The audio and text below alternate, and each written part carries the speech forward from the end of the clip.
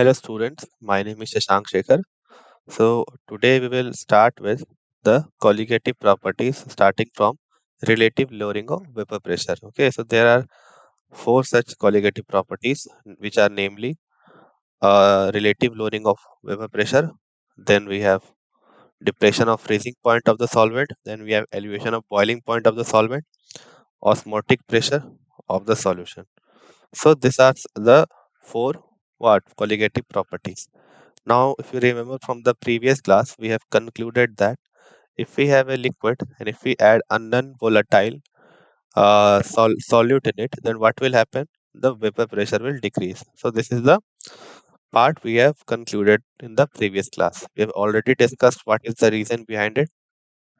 Now, whether we talk about this lowering of vapor pressure or whether we talk about this freezing point, depression freezing point, elevation of boiling point, or osmotic pressure, so all of these properties are dependent upon the number of solid particles. Okay, ठीक है।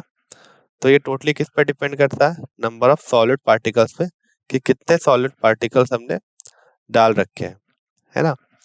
और इसमें हमारा nature पे कोई dependency नहीं होता, मतलब जो सॉल्यूट का नेचर है उस पर डिपेंड नहीं करता। आप कोई सा भी सॉल्यूट लो, ठीक है, अगर वो नॉन वोलेटाइल है तो उसके सिर्फ और सिर्फ नंबर ऑफ पार्टिकल पे डिपेंड करेगा कि कितनी रिलेटिव लोअरिंग हो रही है। ठीक है, ये एक अप्रोक्सीमेशन लिया गया है जो कि मोस्टली ऑलमोस्ट एक अच्छे अकॉर्डेंस में है एक्चुअल डाटा के साथ। ठीक है, क्लियर है।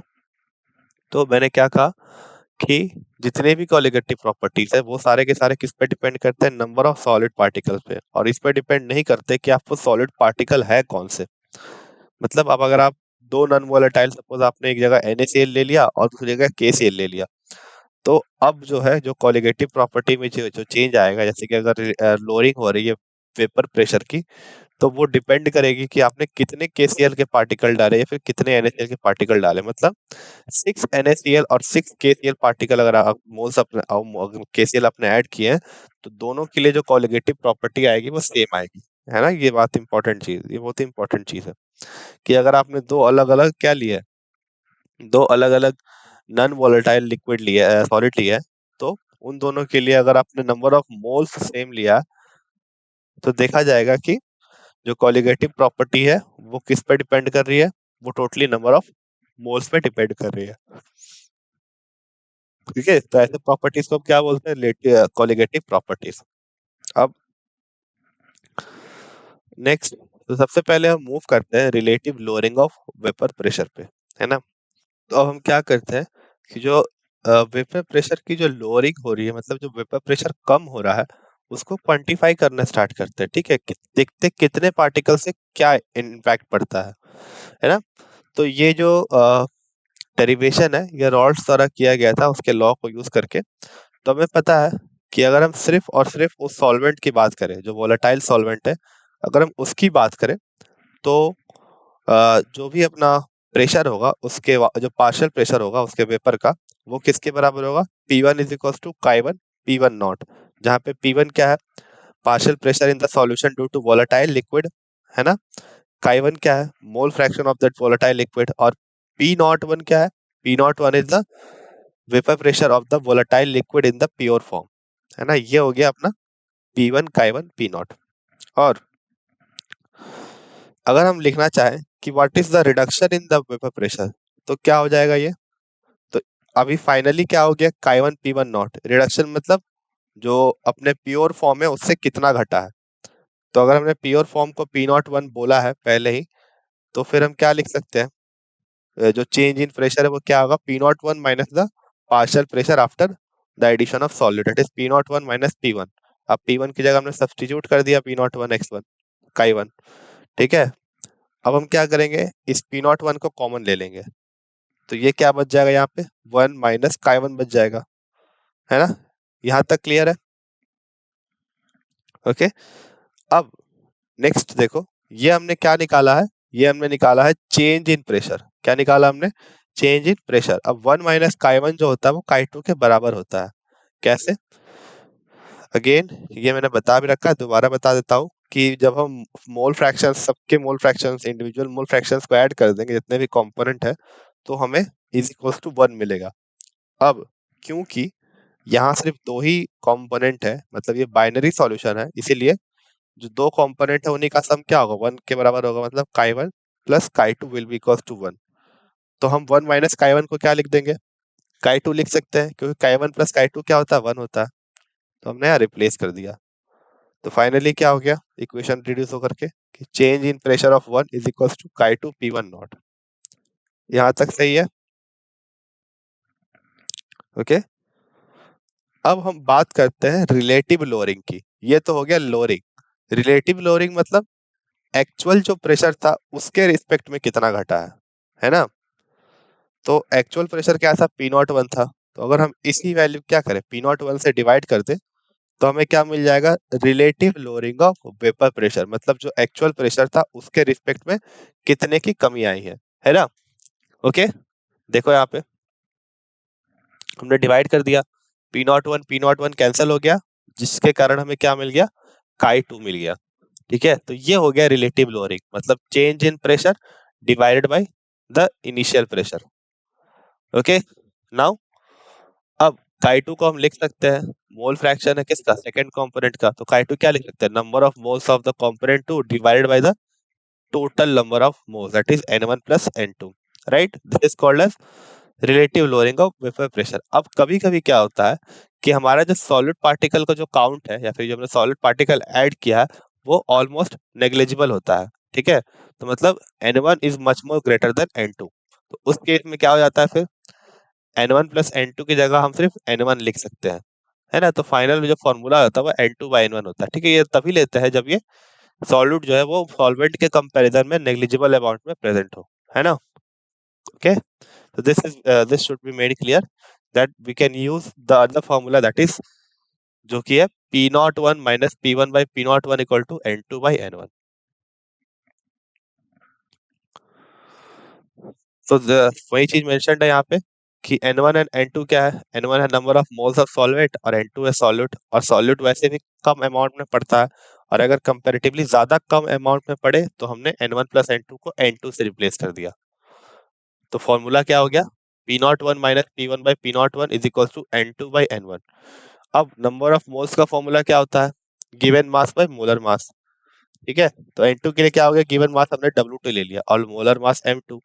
सिमिलरली N1 जो है, जो फर्स्ट कंपोनेंट के उसके लिए हमने गिवन मास क्या ले लिया, W1 ले लिया और मोलर मास M1। तो W2 बाई M2, फिर नीचे W1 by M1। so this is our final formula, W2 into M1 by M2 into W1। Okay, so ये क्या हो गया, हमारा फाइनल फॉर्मूला हो गया अपना relative lowering of vapour pressure को कैलकुलेट करने का। यहाँ तक क्लियर है? ओके, अब हमारे जो कोलिगेटिव प्रॉपर्टी का जो मेन एप्लीकेशन होता है वो क्या होता है कि आपने जो सॉल्यूट ऐड किया ना उसी का मोलर मास हमें डिटरमाइन करना होता है। ठीक है, तो इसकी मदद से हम क्या कर सकते हैं, डिटरमाइन कर सकते हैं। ठीक है, क्योंकि अगर हम M2 को चाहे तो यहाँ से कैलकुलेट कर सकते हैं। क्रॉस मल्टीप्लाई कर दो आप इसे, ये चीज इधर आ जाएगी, तो आपको क्या मिल जाएगा, अपना मोलर मास मिल जाएगा। नाउ अब इस फॉर्मूला से क्लियर है कि अगर आपने क्या किया, नंबर ऑफ मोल्स बढ़ाए सॉलिड पार्टिकल के, तो क्या होगा, वेपर प्रेशर और क्या होगा, घटेगा, है ना। क्या होगा, वेपर प्रेशर घटेगा। नेक्स्ट जो चीज है, the vapour pressure of a liquid increases with increase of temperature, it boils at the temperature which its vapour pressure is equal to atmospheric pressure. मतलब अब हम बात कर रहे हैं एलिवेशन इन बॉइलिंग पॉइंट की बात करेंगे। ठीक है, एलिवेशन ऑफ बॉइलिंग पॉइंट मतलब जो एक्चुअल जो बॉइलिंग पॉइंट होना चाहिए था उससे ज्यादा हमें उसे हीट करना पड़ता है बॉइल करने के लिए, उसे ही हम क्या बोलते हैं, एलिवेशन इन बॉइलिंग पॉइंट बोलते हैं। तो इसको समझने के लिए सबसे पहले आपको ये समझना होगा कि बॉइलिंग पॉइंट होता क्या है। ठीक है, आपने जो बचपन में प्रिमिटिव जो डेफिनेशन पढ़ी है वो कहता है कि the temperature at which liquid starts boiling is called its boiling point. तो ये जो डेफिनेशन है ये बहुत ज्यादा प्रिमिटिव है ना। तो अब जो डेफिनेशन है वो क्या है, जो हम पढ़ेंगे, जो एक्चुअल डेफिनेशन होता है वो क्या होता है, जब हमारा जो लिक्विड है उस पे, जो सरफेस पे जो वेपर प्रेशर है जब वो किसके बराबर हो जाए, एटमॉस्फेरिक प्रेशर के बराबर हो जाए। ठीक है, again the vapour pressure of a liquid, okay, when it is equals to the vapour pressure of the atmospheric pressure. Simple, atmospheric pressure के जब बराबर हो जाए वेपर का प्रेशर, तो उसे हम क्या बोलते हैं, बॉइलिंग पॉइंट बोलते हैं। ठीक है, और ये कब होता है, ठीक है, कब होगा ये वेपर का प्रेशर, कब बढ़ेगा, जब वो आ, हम उसे थर्मली हीट करेंगे। कैसे, प्रेशर क्या है, simply force upon area. Force कौन लगा रहा है, मॉलिक्यूल लगा रहा है। कब ज्यादा लगाएगा, जब उसकी काइनेटिक स्पीड ज्यादा होगी, है ना। ये सिंपल सा लॉजिक है। वो कब ज्यादा होती है, जब हम थर्मल एनर्जी प्रोवाइड करते हैं। इसी कारण से क्या होता है कि जब हम टेम्परेचर बढ़ाते हैं तो हमें एक तरीके से वेपर प्रेशर बढ़ता है, और जब वेपर प्रेशर बढ़ते बढ़ते जब लिक्विड के बराबर हो जाता है, तभी हमें क्या देखने को मिलती है, बॉइलिंग स्टार्ट हो जाती है उस पॉइंट पे। क्लियर है, ये डेफिनेशन क्लियर होना बहुत जरूरी है।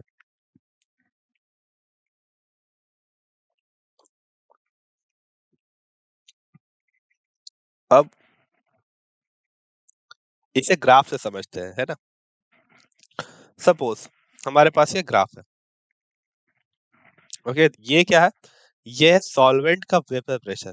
जैसे जैसे हम टेम्परेचर बढ़ा रहे हैं, वैसे वैसे सॉल्वेंट का वेपर प्रेशर क्या हो रहा है, बढ़ते जा रहा है। देखो यहाँ पे, राइट, और ये है सॉल्यूशन का वेपर प्रेशर, है ना।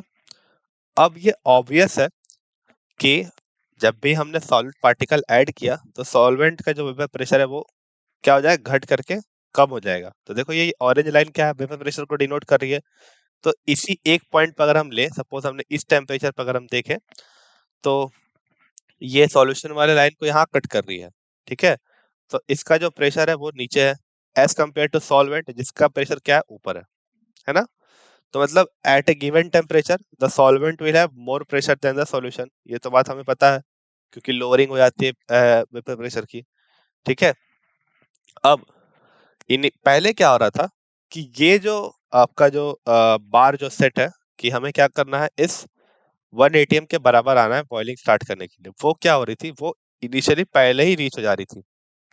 प्योर सॉल्वेंट के लिए देखो, इसी पॉइंट पे रीच हो जा रही है, इसी टेम्परेचर पे, टी नॉट बी पे ही। पर सॉल्यूशन के केस में क्या हो रहा है, अभी भी इसने इस बार को टच नहीं किया। तो हम क्या करेंगे, टेम्परेचर को और बढ़ाते जाएंगे।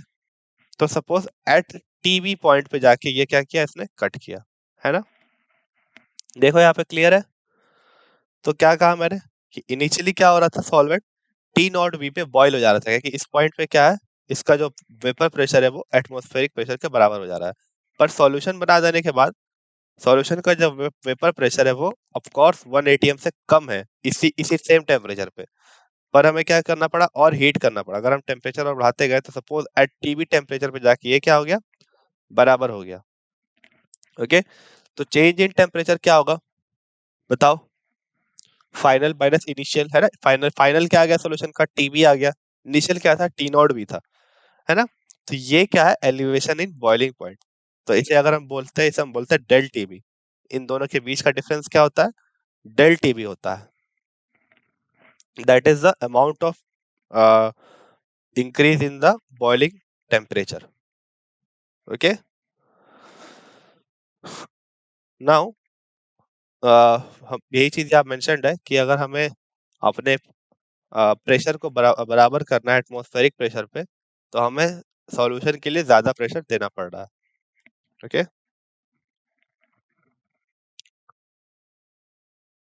और इसका कारण क्या है, इसका कारण अगेन क्या है, लोअरिंग ऑफ वेपर प्रेशर है। क्योंकि सॉल्यूशन के केस में वेपर प्रेशर क्या होता है, घट जाता है।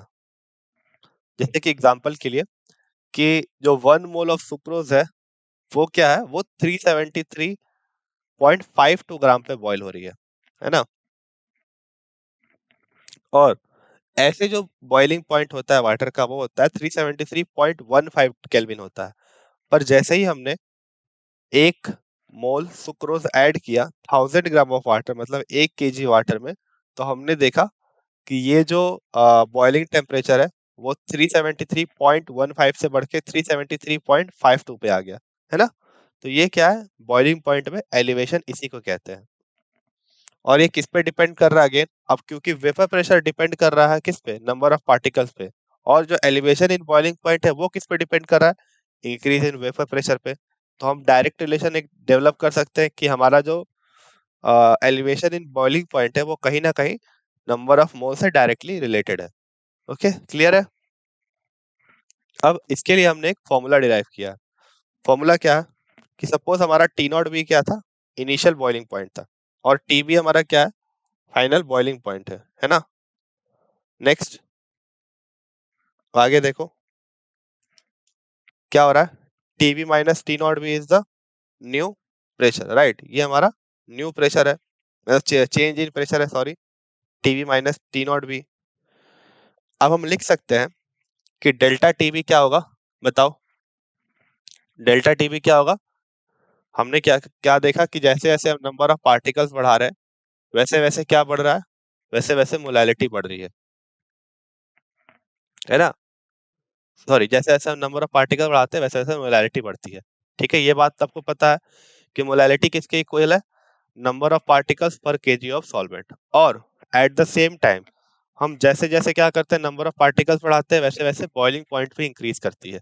तो हम बोल सकते हैं कि जो इंक्रीज इन बॉइलिंग पॉइंट है वो मोलैलिटी पे डिपेंड करेगी। ये ठीक है?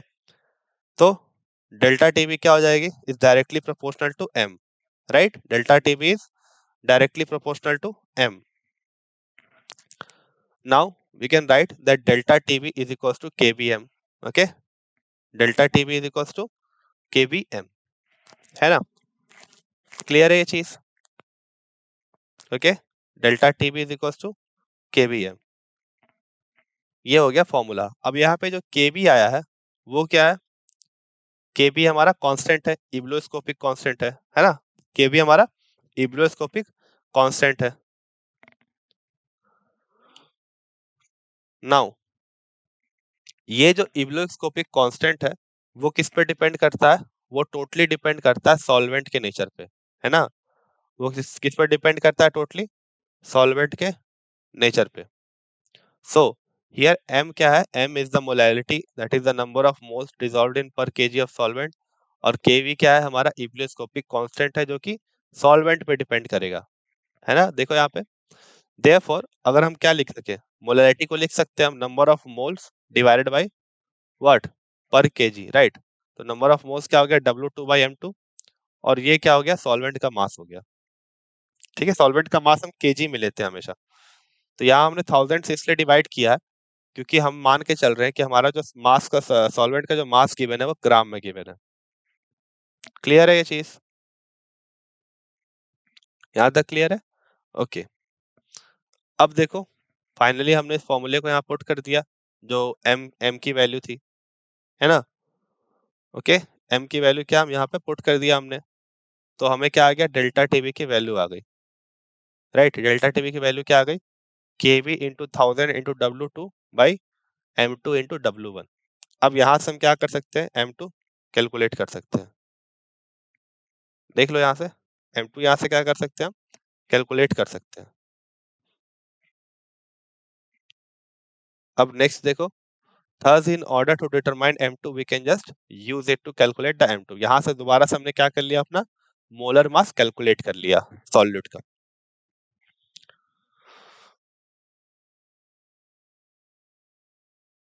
Now we will solve a question, right. चलो क्वेश्चन देखते हैं। तो the vapour pressure of pure benzene at a certain temperature is 0.850 bar, है ना। अब एक non volatile non electrolyte solid जिसका वेट है 0.5 ग्राम, उसको हमने ऐड किया 39 ग्राम ऑफ बेंजीन में। क्लियर है? इतना ठीक है। और बेंजीन का मोलर मास दिया हुआ है 78 ग्राम पर मोल। फर्दर हमें क्या करना है, vapour pressure of the solution वो भी गिवन है, दैट इज 0.845, और हमें मोलर मास सॉलिड सब्सटेंस का निकालना है, मतलब कि जो सॉल्यूट है उसका निकालना है। तो हमने फॉर्मूला कैलकुलेट कर रखा है। ठीक है, फॉर्मूला क्या है, फॉर्मूला है हमारा, बताओ फॉर्मूला क्या है, m2 is equals to what, m2। अब देखो आप वापस आओ यहाँ पे पीछे,